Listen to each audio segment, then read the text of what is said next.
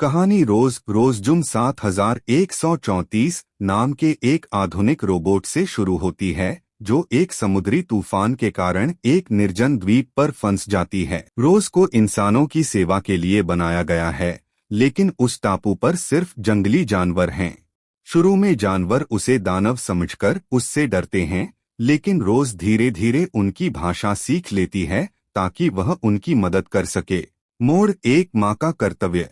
एक दुर्घटना में रोज से अनजाने में हंसों गीस का एक घोंसला टूट जाता है, जिसमें से केवल एक अंडा बचता है। जब उस अंडे से बच्चा निकलता है तो वह रोज को अपनी मां मान लेता है। रोज उस छोटे हंस का नाम ब्राइट बिल रखती है। एक चालाक लोमड़ी फिंक रोज की मदद करता है।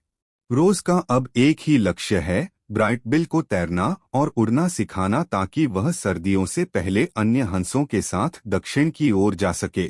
संघर्ष पहचान की लड़ाई। ब्राइट बिल को जब पता चलता है कि रोज ने ही अनजाने में उसके परिवार को खत्म किया था, तो वह उससे नाराज हो जाता है। लेकिन रोज हार नहीं मानती। वह अपनी प्रोग्रामिंग से ऊपर उठकर भावनाओं को समझना शुरू कर देती है। अंततः ब्राइट बिल उड़ना सीख जाता है और अपनी प्रजाति के साथ चला जाता है, जिससे रोज अकेली रह जाती है। क्लाइमेक्स द्वीप की रक्षा। सर्दियों में एक भयंकर बर्फीला तूफान आता है।